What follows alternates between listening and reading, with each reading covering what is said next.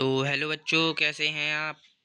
तो आज हम सुगम भारती कक्षा 6 पाठ 13 और पाठ का नाम है लोक संस्कृति और नर्मदा। तो इस लेसन के क्वेश्चन आंसर सॉल्व करेंगे। तो थोड़ा इस लेसन के बारे में जान लेते हैं। तो यह लेसन नर्मदा नदी पर आधारित है और लोक भारतीय संस्कृति का जन्म यानी नदियों की कोख से हुआ है। और नर्मदा नदी हमारे भारत की एक अद्भुत नदी है और भक्तगण इसकी परिक्रमा और पूजा करते हैं, इसे पवित्र मानते हैं। हमें इसकी संस्कृति को बचाए रखना चाहिए और इसे दूषित करने से भी रोकना चाहिए, नहीं तो इसकी पवित्रता नष्ट हो जाएगी। तो अब चलिए पहले प्रश्न की ओर चलते हैं। तो पहला प्रश्न है ऐसा हमारा, सही जोड़े बनाइए। तो पहला है श्रेष्ठ गंगा, तो इसका होगा लेकिन ज्येष्ठ नर्मदा, यानी सबसे श्रेष्ठ गंगा है तो ज्येष्ठ नर्मदा भी है। और दूसरा है प्रकृति परिवेश की रक्षा, तो इसका उत्तर होगा हमारे युग की सबसे बड़ी मांग। और होशंगाबाद और महेश्वर के घाट देश के सर्वोत्तम घाटों में से हैं। और संस्कृति को चाहिए, तो इसका होगा वह प्रकृति की रक्षा करे। और दूसरा प्रश्न है हमारा, दिए गए शब्दों में से उपयुक्त शब्द चुनकर रिक्त स्थानों की पूर्ति कीजिए। तो पहला है भारतीय संस्कृति मूलतः खालिस्तान संस्कृति है, तो अरण्यक। और दूसरा है नर्मदा खालिस्तान की ओर बहती है, तो पश्चिम की ओर बहती है। और तीसरा है प्रकृति को वश में करने में मनुष्य ने अभूतपूर्व खालिस्तान पा ली, तो सफलता। यहाँ पर यह सफलता गलत लिखा, यानी सफलता है इसका सही आंसर।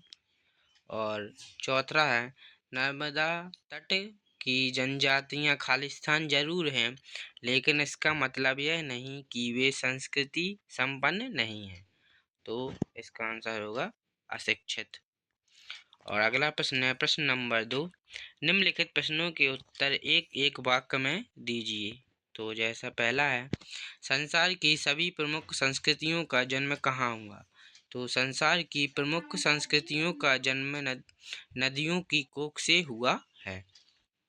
दूसरा है प्राचीन समय में आर्यावर्त की सीमा रेखा क्या थी। तो इसका उत्तर होगा प्राचीन समय में आर्यावर्त की सीमा रेखा नर्मदा नदी थी। और अगला है भील गौड़ बैगा स्त्रियों को किस चीज़ों से लगाव था। तो गौड़ भील और बैगा स्त्रियों को गुदनों से बड़ा लगाव था। गुदनों यानी टैटू जो हाथ पैरों पर उनके बने रहते थे। और अगला है ग्रामीण जनता के एक सूत्र में बंधने का क्या कारण है। तो इसका उत्तर है मेलों के कारण जनता का एक सूत्र में बनती है। और अगला है प्रकृति अपनी स्थिरता क्यों खो रही है। तो इसका उत्तर होगा प्रकृति वे संपर्क में आने पर, यानी संस्कृति के संपर्क में आने पर प्रकृति अपनी स्थिरता खो रही है। और अगला प्रश्न है प्रश्न नंबर 3, जैसे पहला है निम्नलिखित प्रश्नों के उत्तर 3 से 5 वाक्यों में दीजिए। तो पहला है का भारतीय संस्कृति को अरण्यक संस्कृति क्यों कहा जाता है। तो इसका उत्तर होगा नर्मदा तट पर मोहनजोदड़ो या हड़प्पा जैसी नगर संस्कृति नहीं रही, लेकिन एक अरण्यक संस्कृति अवश्य रही है। भारतीय संस्कृति मूलतः अरण्यक संस्कृति है।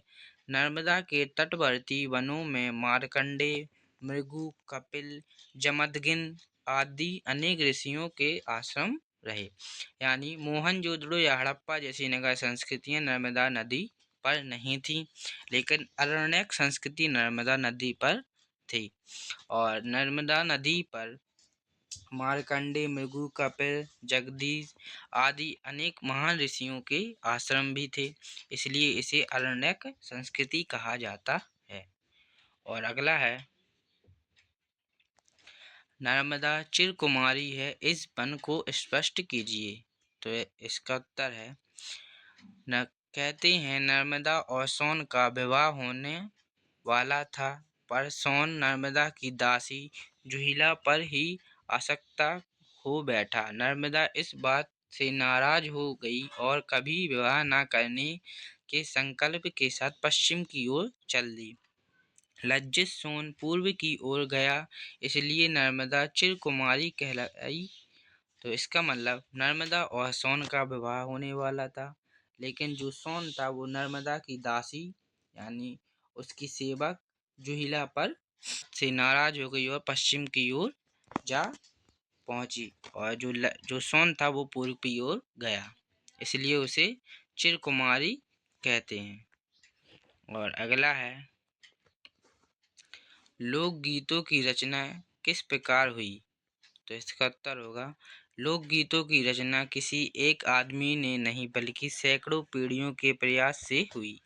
गायक ने अपने गीत की रचना नहीं की, उसने जो सुना उसे और को दिया, लेकिन एक गायक से दूसरे गायक तक आते आते गीत बदलते चले गए।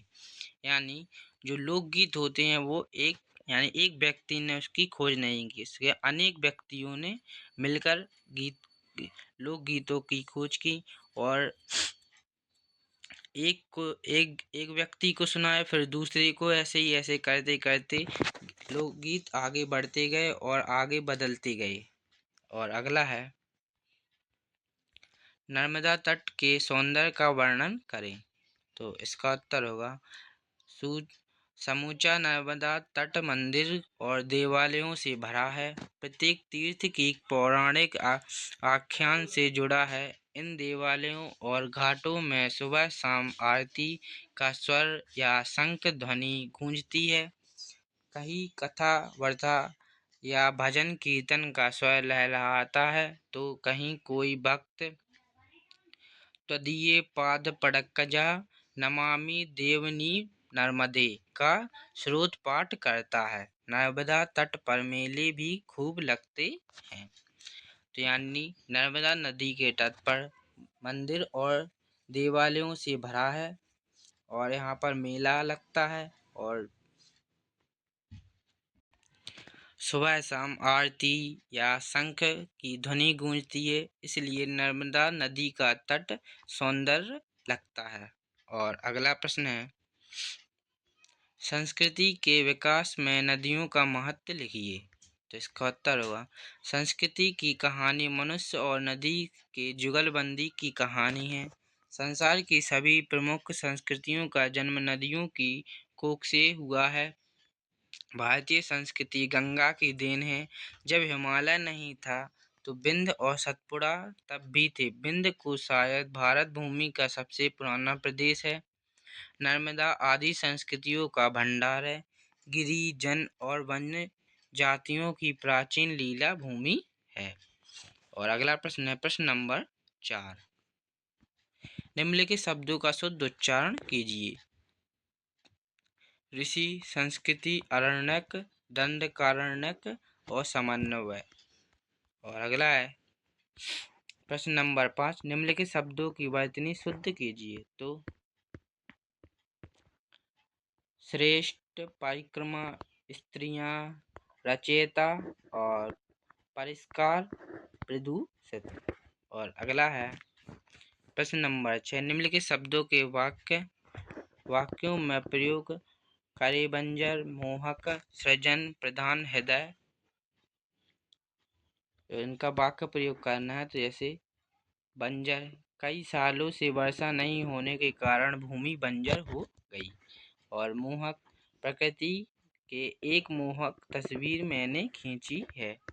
और सृजन, हमें नए नए विचारों का सृजन करना चाहिए। और अगला है प्रधान, इस गांव का प्रधान ईमानदार व्यक्ति है। हृदय, मैं सच्चे हृदय से आपका आभारी हूँ। अगला है प्रश्न नंबर 7, निम्नलिखित शब्दों के समानार्थी शब्द बताइए। तो जैसे यानी गिरी का होगा पर्वत, और परिधान वस्त्र, गंगा देवनदी, तट यानी किनारा, और भूमि यानी धरती, नदी और सरिता। और अगला है प्रश्न नंबर 5। नीचे लिखे शब्दों के अंत में ई मात्रा लगाकर शब्द बनाइए, यानी शब्द के अंत में बड़ी ई का प्रयोग करना है। जैसे संन्यास तो सन्यासी, साहस साहसी, पश्चिम पश्चिमी, नागर नगरी और निवास तो निवासी, पहाड़ तो इसका हुआ पहाड़ी। अगला है प्रश्न नंबर 9। दिए गए शब्दों में से विकारी एवं अविकारी शब्द छांटिए। जैसे हमें प्रतिदिन परिश्रम करना चाहिए, तो इसमें से विकारी और अविकारी शब्द छांटना है। तो इसमें होगा विकारी शब्द प्रतिदिन और अविकारी परिश्रम। और दूसरा है छात्र भली भांति काम नहीं कर रहा, तो इसमें छात्र विकारी और भली भांति अविकारी। और तीसरा है आह कैसा सुंदर दृश्य है, यानी विकारी होगा सुंदर और आह अविकारी। मयंक को साथियों के साथ मिलकर रहना चाहिए, तो विकारी शब्द साथियों और अविकारी के साथ।